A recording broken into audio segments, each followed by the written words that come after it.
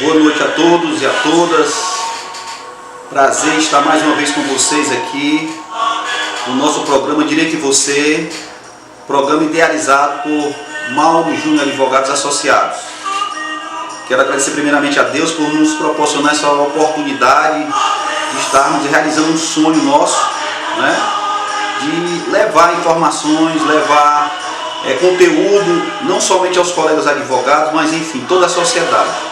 Hoje nós iremos realizar o nosso 5º programa e com um convidado super especial, Dr. Whindeson Oliveira, especialista em direito eleitoral, que iremos falar sobre direito eleitoral e eleições de 2022.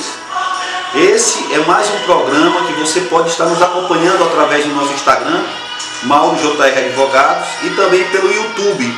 Nós temos também lá o canal no YouTube. Vá lá, se inscreva para você estar recebendo o nosso conteúdo, como também revendo os nossos programas. Então é um prazer estar aqui com vocês. Quero dizer que mais uma vez a gente quer agradecer os nossos parceiros, agradecer os nossos parceiros aqui do escritório, Dr. Mauro Neto, Dr. Paulo Marcelo, eles que também nos auxiliam nessa programação. Agradecer a Mais Criativa Mídia Social, que nos assessora também.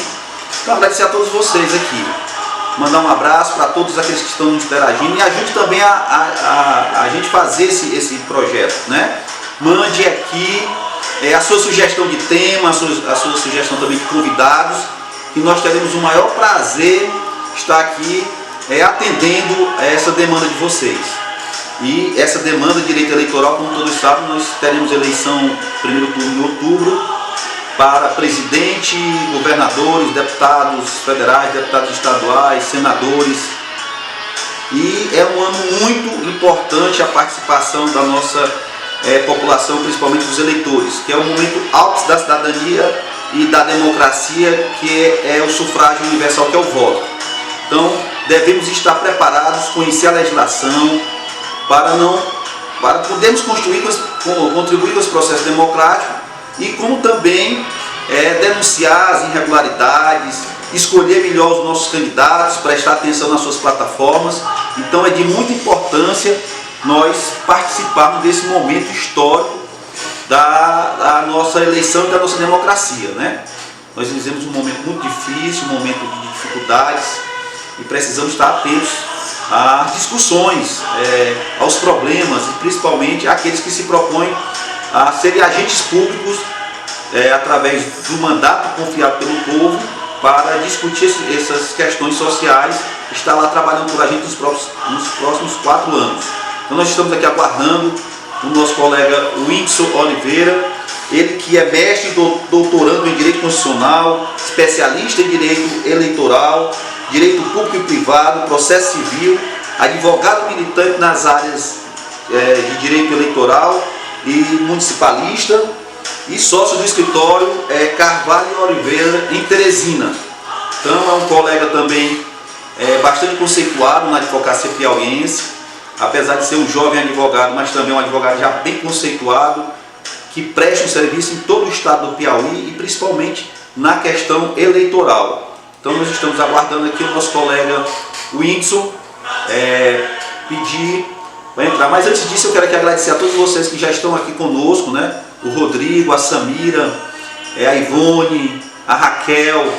Quero mandar um abraço também para minha esposa Magda, a Jussara e o Alex, que estão lá em São Paulo, ela que agora há pouco estava falando comigo, estão lá em São Paulo, como também o Wagner e todos os nossos conterrâneos lá de São Paulo. É um abraço, dizer que é sempre bom ouvir falar deles e com certeza encontrá-los. Então nós estamos aqui aguardando a entrada do nosso querido amigo Dr. Whindeson. Estamos aqui também com som de festa. O Rafael Macedo também, que é um grande parceiro, está ali conosco na Nova Canaã. Então nós estamos aguardando aqui o Dr. Whindeson. Nós que agradecemos a prontidão em nos atendermos. Dizer que é uma satisfação estar aqui com você, Dr. Whindeson Oliveira, mais uma vez apresentando, mestre e doutorando em Direito Constitucional, especialista em Direito Eleitoral, Direito Público e Privado, Processo Civil, advogado militante nas áreas de Direito Eleitoral e Municipalismo, municipalista, sócio do escritório Carvalho e Oliveira. Mas vamos lá, nós já apresentamos. Quem quiser rever também, nós estamos lá no YouTube. Doutor Lindes, sabemos que esse ano é um ano de eleições gerais, né, 2022, e eu queria fazer uma pergunta que a gente está aí para informar também, é sobre o calendário eleitoral. Nós estamos findando no mês de maio. O que é que se finda na data entre hoje e amanhã e até as eleições? Como é que é a cronologia do calendário eleitoral? Mauro, é uma pergunta importante. Eu acho que a gente começa a construir uma lógica e uma linha do tempo importante para essa eleição. E qual é essa linha do tempo? Nós tivemos um ano de 2022, ele é um ano diferente dos outros, porque é um ano eleitoral. E esse ano eleitoral, ele tem a perspectiva no conceito, começar o discurso da pré-campanha, né? A pré-campanha ela foi construída, idealizada pelos doutrinadores, como algo necessário para poder abarcar e proteger alguns atos que são chamados de pré-campanha, para poder legitimar o candidato, né? Isso é importante. Então, constrói-se o ano de 2022, acho que desde o início do ano se fala muito em eleição, até porque o pleito é estadual. E o pleito sendo estadual, Mal, ele constrói, ele permite que todo o Estado participe. E a partir do momento que o Estado participa, existe um conjunto de novos atos, um conjunto de perspectivas, um conjunto de candidatos, um conjunto de mudanças reais no cenário. Então, a gente tem uma eleição que é formada esse ano por presidente, governador, senador, deputado estadual e deputado federal. Então, nós temos essas 5 perspectivas de alteração na Câmara Legislativa e no Executivo. E quando se tem essa perspectiva de mudança, criam-se algumas datas, e a lei eleitoral ela vem também para limitar. Então, a gente teve, há pouco tempo atrás, a partir de abril, todas as exonerações de servidores em cargo de secretaria, tivemos a renúncia de um governo para poder concorrer ao Senado. Então, foi um período de mudanças na gestão, mudanças na perspectiva estadual, mudança até na presença de alguns deputados que eram secretários. Isso tudo estava permitido. E quais são os próximos passos, Mauro? Esses próximos passos eles são importantes, porque agora o principal ato que a gente tem agora, 3 meses antes das eleições, vão ter novas exonerações, novos pedidos de exclusão, novos pedidos de mudança de cargo para poder concorrer à eleição. Então, parte mais importante agora é lembrar que a partir de julho, todos aqueles servidores comissionados que recebem pelo Estado ou pelo município em algum momento, eles devem sair dos cargos. Então, é uma data importante. Mas esse mês em específico termina também o período de inscrição junto ao Tribunal Superior Eleitoral para as federações, né? Para a inscrição das federações. Acho que essa data de maio ela é uma mudança real na nossa legislação. Talvez a mudança mais brusca que nós tivemos, Mauro. Por quê? A partir do dia 31, as federações inscritas no Tribunal Superior Eleitoral ganharão legitimidade. E a gente tem a diferença entre as coligações que deixaram de existir por majoritário, aliás, deixaram de existir por proporcionais e ficaram só por majoritário, para as federações. Então, eu acho que se nós pudermos lembrar, começar nessa live falando das federações, é um fato importante, é uma data importante. E a partir de agora a gente vai ter o quê? Nós temos que lembrar de julho, é uma data importante, que seriam os 3 meses antes da eleição. Nós não podemos esquecer que as convenções elas vão ter a data do dia 20 de julho ao dia 5 de agosto. É um ato também muito importante para o período eleitoral. Depois das convenções nós temos os registros e faltando 35 dias para o dia 1º de outubro, dia 2 de outubro, que é o dia efetivo do primeiro turno das eleições, nós vamos ter o quê? Nós vamos ter efetivamente a participação na propaganda eleitoral, na televisão, no rádio, enfim, em todos os meios de comunicação, exatamente essa publicidade. Ou seja, são algumas datas que são importantes no período, mas tudo isso, antes de passar nessas datas, a gente tem os fundos eleitorais, as participações, as federações, os registros, as convenções, os atos de propaganda, tudo isso faz parte desse período pré-eleitoral e o início do período eleitoral. Doutor Lindes, eu reputo assim, o mês de maio, lá no início, foi o fim da regularização eleitoral do cadastramento do eleitor. Findou lá no mês de maio. Amanhã se encerra a questão do registro das federações. Perfeito. Né? E como você falou, os partidos políticos, outrora, eles funcionavam só em época de eleição. Hoje não, eles são entidades constituídas que vivem como uma empresa, né, tem suas obrigações como empresa de declarações, de prestação de conta, né, que vivem aí dessa margem do fundo partidário, e o fundo eleitoral é constituído na época das eleições, né, que vem o dinheiro para aquelas determinadas eleições. Mas eu queria falar, antes de entrar na questão de federalizações, que é a primeira vez que numa eleição de âmbito nacional acontece isso, né? Eu queria que a gente falasse um pouco também, era sobre a pré-campanha. Porque o que a gente está vendo muito para alguns, é uma campanha disfarçada, né? Já bandeiras que a gente vê, são os candidatos já indo quase com comício, só que com certas restrições. Eu queria que você falasse um pouco, e já entrando nas condutas vedadas, em relação ao que é que se pode na pré-campanha, o que não pode, e também levado às vedações aos agentes públicos e políticos. Perfeito, perfeito. Acho que a gente tem que separar literalmente o que é pré-campanha, o que é período de pré-campanha, o que é período eleitoral, o que é o período especificamente do voto. Quando se tem a pré-campanha, como foi que surgiu a pré-campanha? A pré-campanha surgiu para os candidatos se apresentarem. Os candidatos apresentarem seu currículo, as suas propostas, os candidatos apresentarem críticas à gestão, críticas construtivas. Surgiu para os candidatos apresentarem dentro do seu currículo algumas possibilidades reais de mudança do Estado democrático. Essas mudanças são permitidas desde que você concorra no Legislativo e seja eleito, ou você faça parte do Executivo. Essa pré-campanha ela surgiu para o candidato se apresentar. O candidato literalmente se mostrar à população que está colocando o seu nome. Então, essa pré-campanha, ela ela tem um pouco do hiato da lei eleitoral específica, que é voltada exclusivamente para o período eleitoral, mas ela tem também, mas esse ato não permite tudo, Mauro. Não permite tudo e não deixa tudo disponível para ser feito pelo candidato ou pelo eleitor. Partindo disso, a gente tem que participar de umas premissas. Locais públicos não devem ser utilizados em momento algum para pré-campanha. Palanques construídos dentro de órgão público não pode.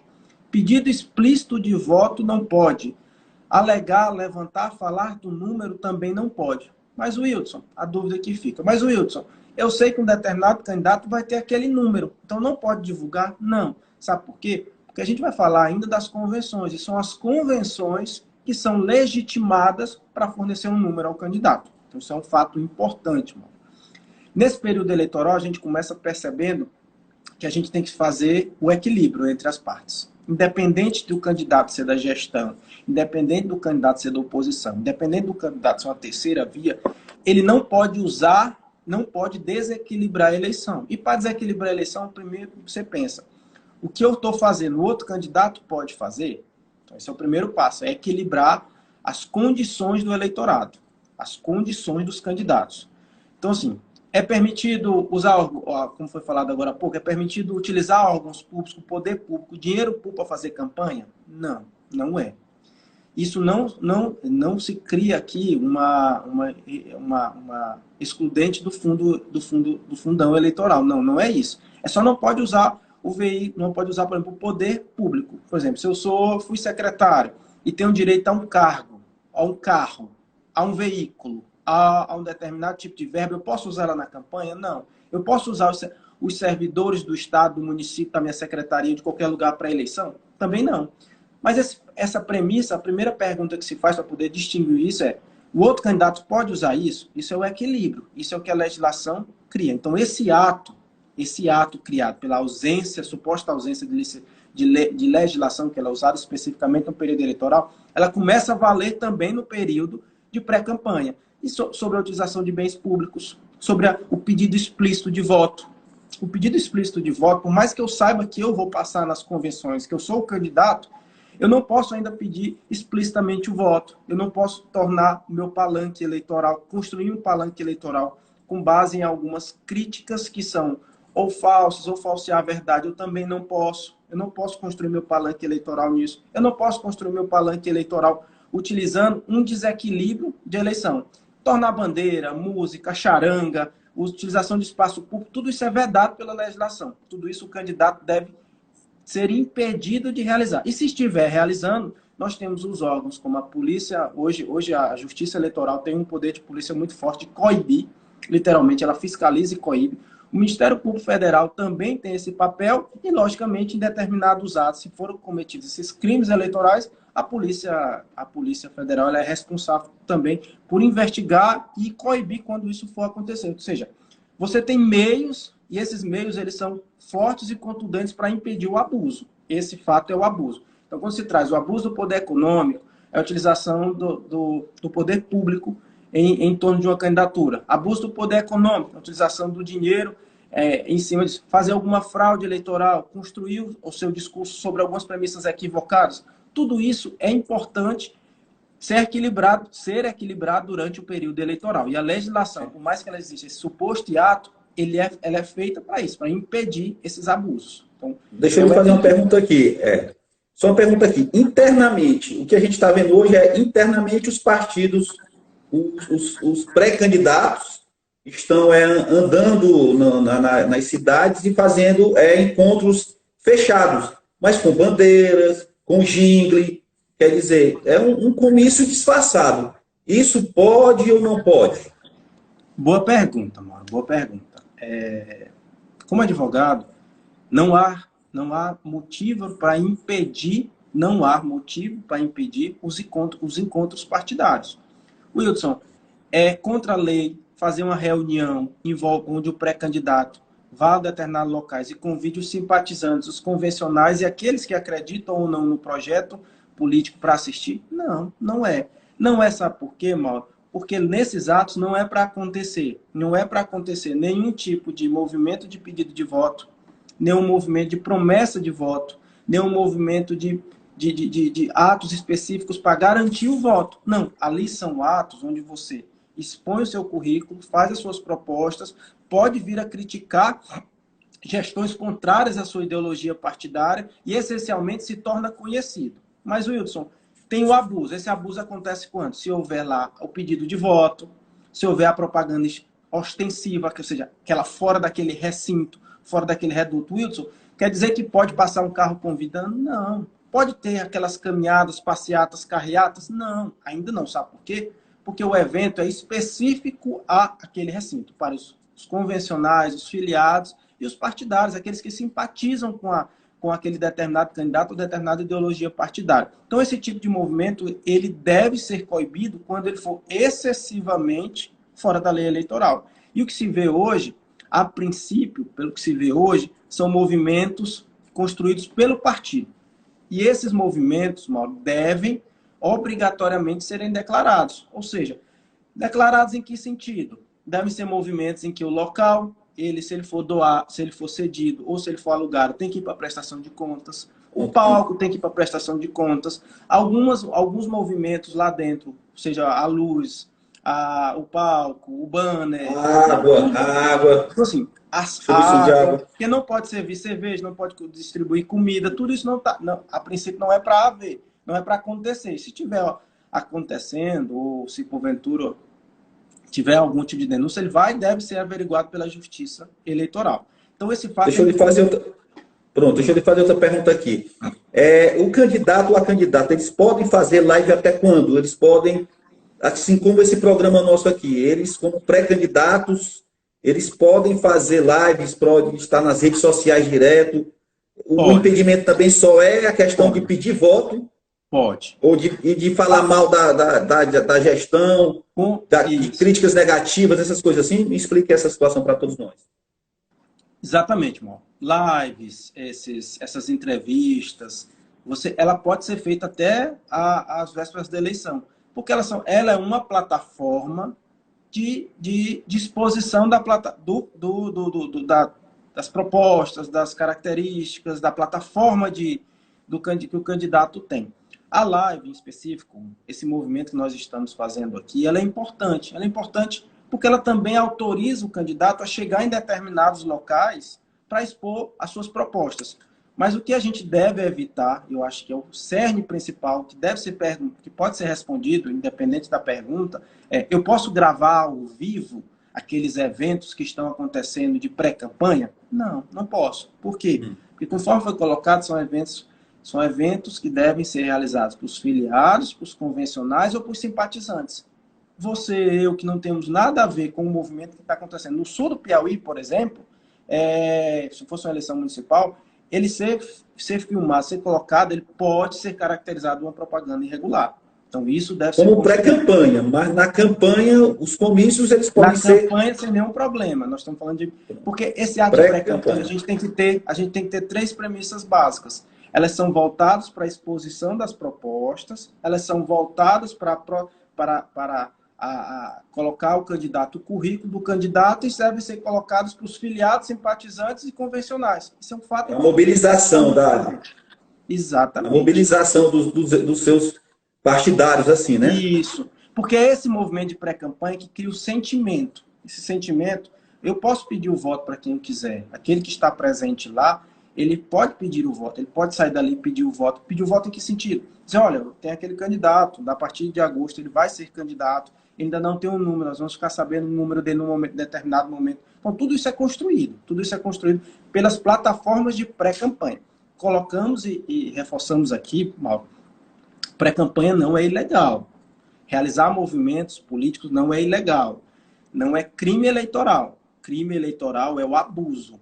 É o abuso desses limites, certo? Que isso fique também claro, porque é oportunizado a todos, Mauro, a todos. Do menor candidato, do menor partido a fazer esses movimentos ao maior partido do fundo partidário, do fundo eleitoral, por exemplo. E até porque, doutor Wilson, até porque também o prazo das eleições em si, eles encurtaram, né? Então, se você proibir a pré-campanha, os atos de pré-campanha, você está, de uma certa maneira, também reduzindo a democracia, o conhecimento, o debate, né? Então, esses atos de pré-campanha... Exato. Lembra antes como eram as eleições? As eleições eram 90 dias. Era uma eleição extremamente cara, extremamente cansativa, tanto por o candidato como para o eleitor. Ela se reduziu a 45 dias e 35 dias de propaganda. Olha como mudou, como é dinâmico. Começa em agosto, termina em outubro. Então, assim, é uma nova perspectiva. Então, essa pré-campanha, ela realmente foi construída para deixar o candidato disponível ao seu eleitorado, mas sem fazer com que ele abuse de determinados meios de comunicação, de determinados meios de movimentos políticos. Então, tudo isso é construído. Deixa eu lhe dizer, falando nessa nova perspectiva, como o senhor colocou aí, nós temos a questão da federalização partidária. Eu queria que você falasse o que é a federalização, como é que pode, né? Até agora, o que eu tenho conhecimento é que só tem uma federalização que foi aprovada até ontem, eu não sei hoje, eu não acompanhei os jornais hoje, mas só tinha uma federalização aprovada. E eu queria que você conversasse para a gente sobre isso, a federalização, o papel da federalização, a importância dela na nossa democracia. Perfeito. A federação partidária ela foi uma inovação dessa eleição. Wilson, qual é a principal mudança das eleições de 2018 para 2022? Aqui eu quero colocar sobre as federações. Ela não faz parte de uma emenda constitucional, mas ela está funcionando como uma nova regra eleitoral, certo? Essa federação nada mais é a possibilidade dos partidos se unirem em torno de uma única legenda, de um único grupo, e esses partidos, a partir de agora, têm uma identidade. Wilson, qual é a diferença entre federação e coligação? As eleições passadas eram coligações. Não sei se você lembra, Mauro, mas os partidos se coligavam, independente de ideologias, independente de características, se coligavam por um momento. E essa federação, ela cria um estatuto. Então, eu tenho um estatuto partidário que deve ser aprovado pelo Tribunal Superior Eleitoral, que é de cima para baixo, onde ele cria uma federação. Vamos lembrar aqui, junto com a federação que hoje está criada, é PT, PCdoB, PSB e PV, correto? Correto. Esses 4 partidos se juntaram e eles têm direito ao número de vagas disponíveis mais um, ou seja, eu tenho 31 vagas disponíveis para esses partidos. Disponível em que sentido? Eu posso ter 31 candidatos para concorrer para as 30 vagas. E essa federação ela é um partido permanente, que dura os 4 anos. Então, isso quer dizer o quê? Até para tomar decisões, digamos que esses partidos juntos façam aí 50 deputados federais em todo o Brasil. Digamos, um exemplo hipotético. Quando ele faz esses 50 deputados federais em todo o Brasil, eles votam junto. É como se fosse uma bancada. Isso também serve para a gente pensar lá na frente nesse impeachment quase incontinente de todos os mandatos. A gente falar de impeachment, de afastamento de presidente em quase todos os mandatos, porque cada partido é independente e vota de uma forma. Não, a federação ela vem para proteger. Então, assim, criou-se um estatuto permanente por 4 anos. E esse estatuto requer e deve respeitar uma palavra-chave, a fidelidade. Quem foi eleito no estatuto deve respeitar e responder à fidelidade. Como funciona isso? Esses partidos eles vão ter que encontrar junto um coeficiente eleitoral. Esse coeficiente eleitoral, a partir dele ser atingido, nós vamos elegendo um atrás do outro. Um atrás do outro. Sigamos aqui, nós temos aqui 4 partidos. PT, PV, PSB e PCdoB. Eles vão se coligar, cada um vai ter seu número. O 13 vai continuar 13, o 40 vai continuar 40, e assim o PCdoB vai continuar e o PV. Mas eles vão votar e quem for eleito vai caminhar junto. Por isso da importância do estatuto. Por isso que a partir de amanhã termina o último prazo para autorização desses estatutos. Mas o que é esse estatuto, Mauro? O estatuto é nada mais do que as regras dessa federação, já que é um partido específico, um partido permanente por 4 anos, que vai ter as suas regras e deve ser obedecido. Ou seja, essas regras serão obedecidas pelo tribunal, obedecidas a partir de autorização do Tribunal Superior Eleitoral. E é importante, ela vai mudar, eu quero lhe fazer vai mudar o caminho. Pronto, eu quero só lhe fazer o caminho. Essa federalização a nível nacional, que foi essa que você citou, a nível estadual, como é que ela vai ser replicada? Todos os partidos, esses 5 partidos, 4 partidos, eles são obrigados a estarem juntos na eleição estadual. Eles vão estar juntos na eleição estadual. Pronto. Mas aí tem um candidato que não quer concordar com a federação. Tem que ter muito cuidado para ele não cair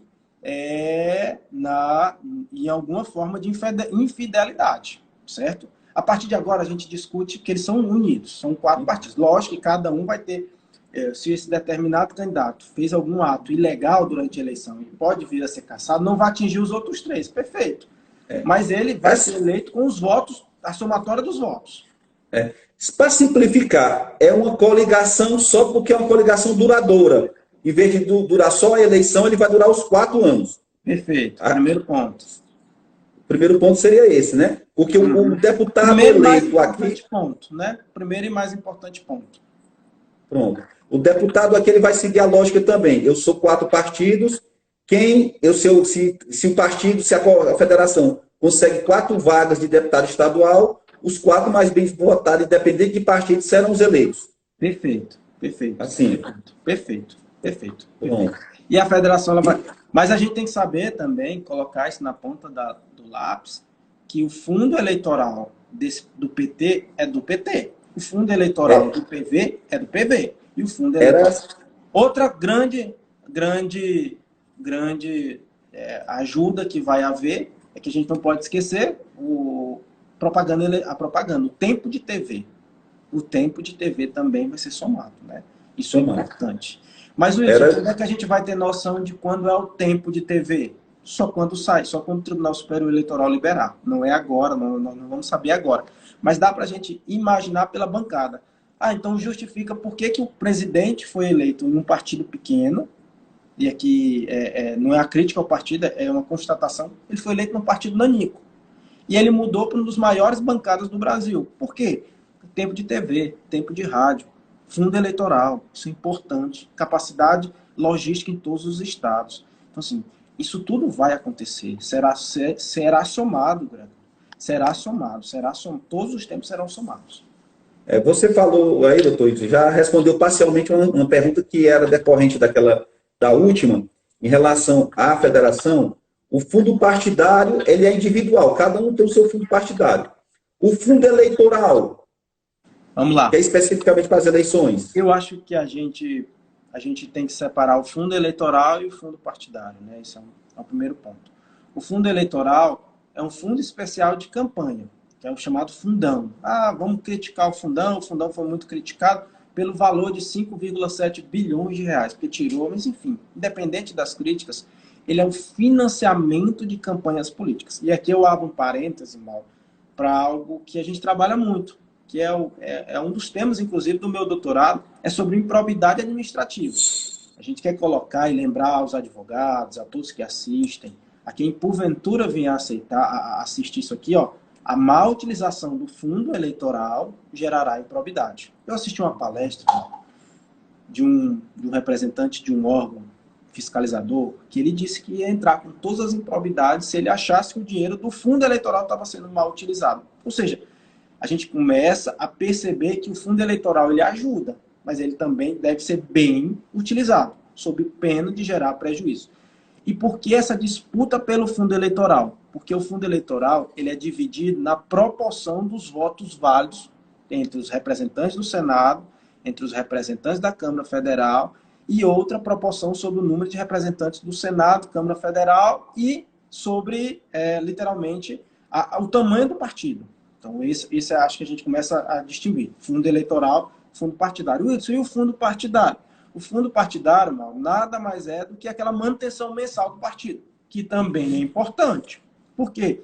Esses atos que a gente comentou agora no início da live, esses atos de pré-campanha, esses movimentos partidários, são todos feitos a partir de como e como? Eles são feitos com o dinheiro do fundo eleitoral, desculpa, o dinheiro do fundo partidário. Ou seja, não há ainda dinheiro público, essencialmente público envolvido. Por quê? Porque o fundo partidário, todos os filiados podem doar, podem fazer uma cota doação, e essa cota doação pode ser utilizada nesses eventos. Daí, aí sempre vai haver essa diferença entre um partido grande e um partido pequeno. Um partido grande com mais filiados, com mais deputados estaduais, com mais vereadores, com mais prefeitos, ele tem condição de angariar mais recursos. E esses recursos, usados corretamente, eles são e devem ser sempre considerados lícitos. Daí o Tribunal Regional Eleitoral, anualmente, julgar as contas do fundo partidário, para saber como esse dinheiro está sendo usado. Lembrando que sempre é legal usar com advogado, nós devemos proteger nossas prerrogativas sobre toda e qualquer situação. É obrigatória a presença do advogado. E o advogado é essencial, e do contador. E ele é essencial para a manutenção desse fundo, porque é ele que dá a última palavra, às vezes, sobre a legalidade da utilização desse determinado fundo. Eu não posso usar o fundo eleitoral nem para atos específicos voltados ao meu CPF, seja fora do período eleitoral, ou usado diferente do que prevê a legislação eleitoral, e nem posso usar o fundo partidário para proteger o patrimônio angariado dentro de um partido. Tenho que usar para manutenção da sigla partidária. Né? Ou seja, é fiscalizado o aluguel, é fiscalizado a água, o pagamento da água, é fiscalizado o valor do aluguel. Eu não posso reverter, por exemplo, esse fundo partidário em benefício próprio. Sou pena de responder por improbidade. Isso é importante colocar. Outra coisa que eu queria que você explicasse para a gente, por exemplo, é a questão da prestação de conta dessa federação. Os recursos, tem um entendimento que cada um divide tudo, o fundo eleitoral deles serão... Primeiro, cada fundo vai investir nos seus candidatos a deputado, acredito eu, Isso. Deputados e deputadas do seu candidato. Exatamente. A prestação de conta é uma só ou tem individual? Cada partido faz uma individual e uma conjunta deles? Você respondeu a pergunta, a gente tem que fixar na individual, certo? Ele vai ser, esse fundo ele vai ser julgado? Vai, mas ele só vai ser julgado regular, só vai ser analisado lá no final regularmente por algum momento, se a gente tiver todos os fundos partidários específicos devidamente utilizados, certo? Vamos colocar bem a diferença. Nas eleições, a gente julga o fundo eleitoral, a utilização do fundo eleitoral. Então, mais uma vez, o PT, o PV, o PCdoB e o PSB, cada um vai receber a cota específica do seu fundo eleitoral. Então, cada um prestará conta. Mas, ao final, e essa prestação de contas, ela regularizará o recebimento do dinheiro público. Então, assim, é importante colocar isso. É uma prestação conjunta, é analisado conjuntamente, porque mas aquela federação ela é específica para os partidos, desculpa, ela é específica para os candidatos. Mas o fundo eleitoral ele é analisado individualmente, tá bom? Por exemplo, a conta de campanha da federação para presidente, ela vai ser uma conta única e vai ser prestada conta única dessas despesas da campanha do presidente com essa federação? Vamos lá, boa pergunta. O fundo eleitoral, mais uma vez, Mauro, ele é analisado individualmente, certo? Digamos, eu tenho uma coligação majoritária. Eu falo para a coligação por majoritário.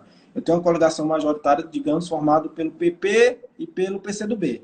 Bem aleatório para não vincular nenhum partido atual. Eu tenho uma coligação majoritária, o presidente é PP e o vice é PCdoB, certo? Cada um vai receber, tem o seu fundo, vai gerir o seu fundo. E ele vai utilizar esse fundo para os seus candidatos. Não sei se ele vai gerir para os seus candidatos, ele vai utilizar, ele vai ser analisado individualmente, certo? Individualmente. Mas, Wilson, a federação é um partido permanente que vai servir para proteger os candidatos, mas não necessariamente não deve ser utilizado a mesma análise do fundo. Esse fundo não pode ser repartido de toda forma, ao bel prazer, não. Por exemplo, eu vou usar o fundo partidário do PT no PCdoB. Não, é PT com PT, PCdoB com PCdoB. Tá bom? Tá bom. Outra pergunta aqui. Nós estamos falando de financiamento público de campanha. Financiamento privado, pessoa física, continua proibido? Vamos lá. É proibido pessoa jurídica. Pessoa jurídica, exatamente. Continua proibido, empresas não podem doar. O efeito Lava Jato, e eu falo isso porque isso é a doutrina que coloca. O efeito Lava Jato, ele tirou da possibilidade das empresas doarem, certo? É aquele choque de interesses. Eu tenho um contrato com determinado município, estado, e vou doar para esse candidato ser reeleito porque eu vou continuar. Então, assim, havia aquele choque literalmente de sensibilidade, se era correto ou não.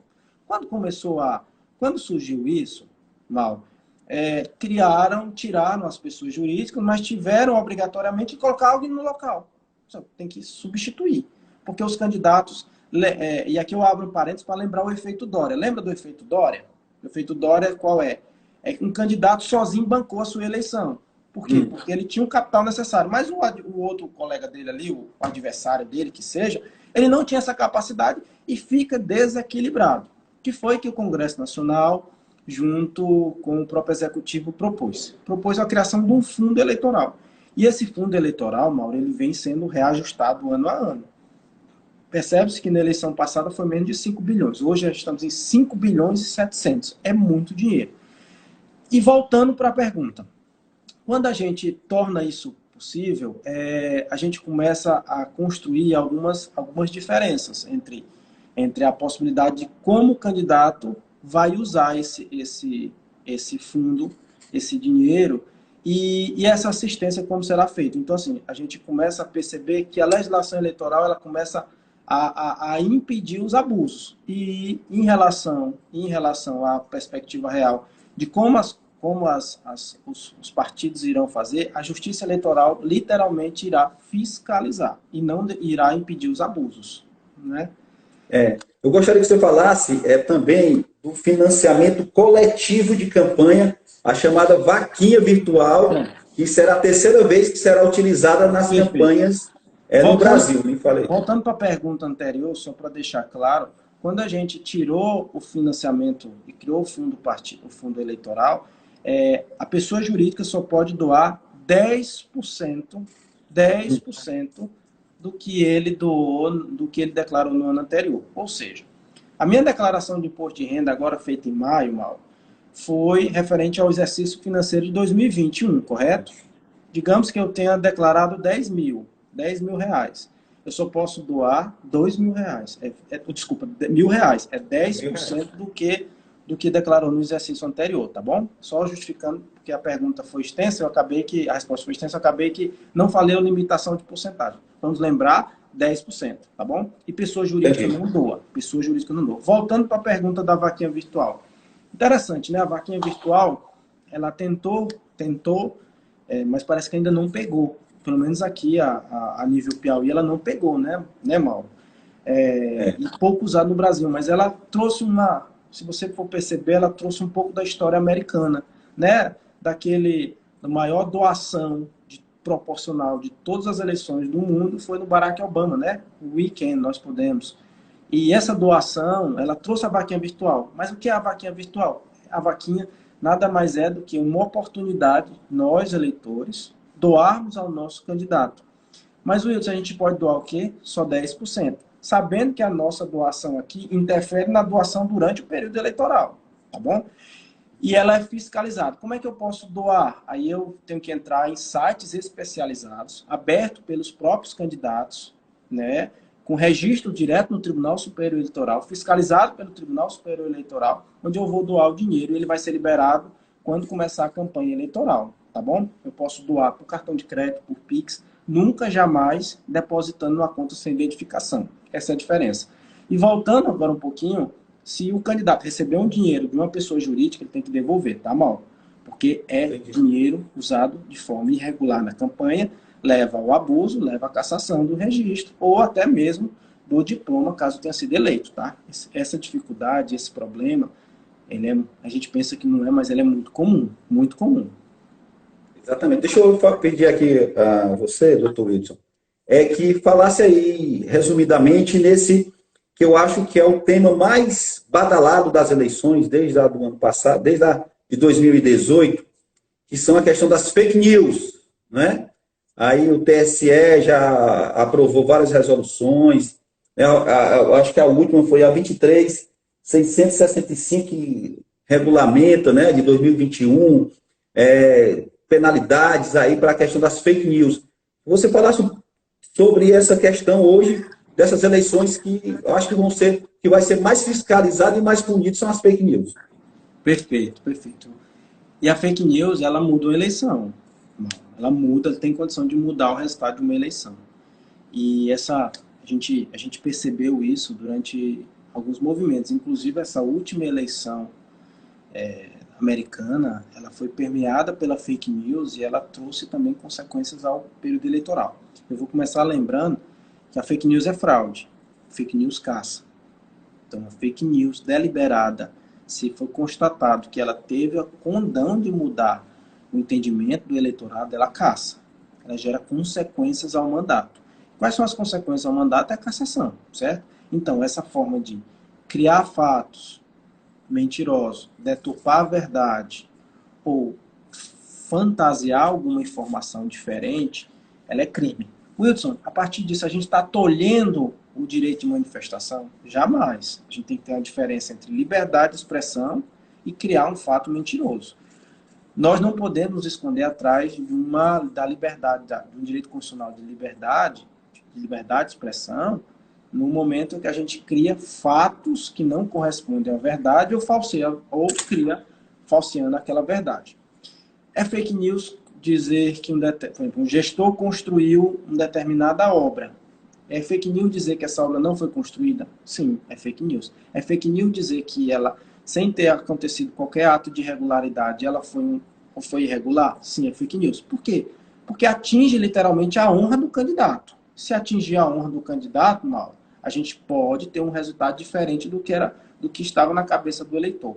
Lembrando, fake news é possível e permitido uma ação de indenização por danos morais, é permitido e é possível uma ação de cassação do registro do candidato beneficiado e o principal, ela é crime, ela dá cadeia, literalmente, ela dá cadeia. E você falou uma coisa, Mauro, que para mim é o grande tom da eleição. Essa eleição vai ser do combate à fake news. Sabe por quê? Porque a gente está vivendo um sistema extremamente volátil de informação. Qualquer coisa hoje ela pode ser deturpada. Nós temos os grupos, as informações em redes sociais, aplicativos de conversa, tudo isso.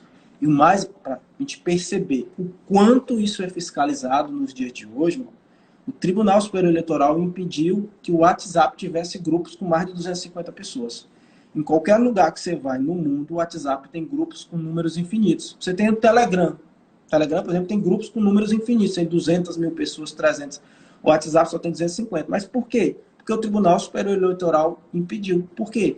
Pela fake news. Então, assim, a fake news vai e deve ser combatida, sob pena de prejudicar o encaminhamento das eleições. E é necessário. Eu acho que a gente está vivendo um mundo de muitas informações voláteis e essas informações elas trazem prejuízos tanto para a honra do candidato quanto para o equilíbrio das eleições. A palavra-chave é o equilíbrio. Então, essas fábricas de fake news elas vão e devem ser combatidas.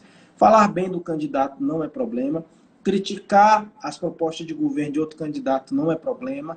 construir discursos combativos às propostas também não é problema. Agora, o discurso de ódio, o discurso da mentira, o discurso falsear a verdade, ele vai ser impedido pela Justiça Eleitoral. Deixa eu lhe fazer aqui uma pergunta. Assim como as urnas eletrônicas, essa legislação e principalmente essa programação do WhatsApp é só no Brasil ou existe alguma limitação, alguma coisa paralela no restante dos outros países?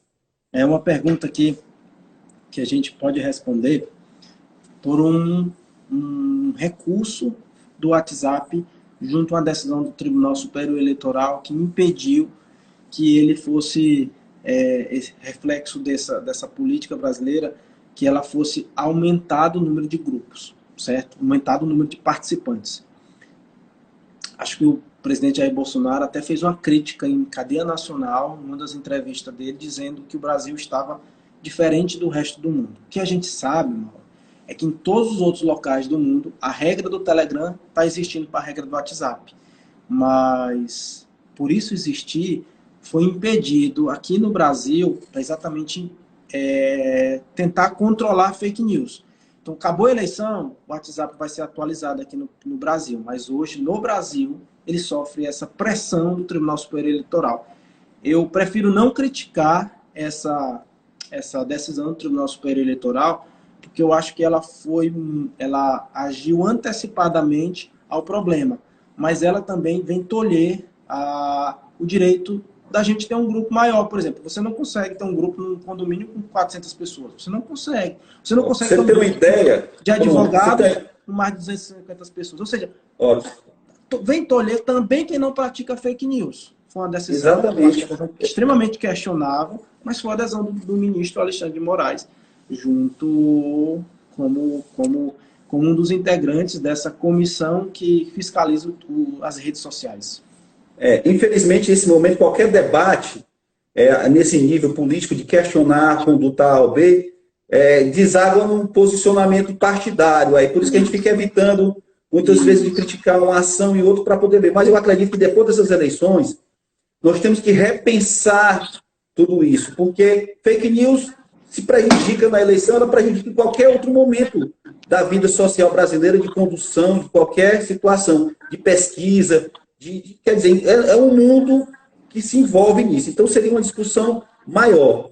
Eu quero aqui, nós estamos chegando já ao fim da nossa live, eu queria aqui começar a agradecer aqui a todos que estão nos prestigiando, dizer que essa live vai estar lá no YouTube, lá no Mauro Benício Júnior Advogados Associados, que já tem o nosso canal, e também no Instagram.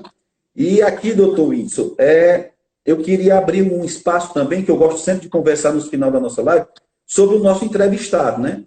E também ele fala também um pouco da vida dele, né? A gente, por outro lado, tem um cidadão que estudou, se especializou, trabalhou, tem uma visão de mundo, é pai, casado, tem 2 filhos, né? Isso. Então, assim, eu queria que você falasse um pouco também da sua vida, da sua história com o direito, onde você se encontrou com o direito, como é a sua vivência com o direito.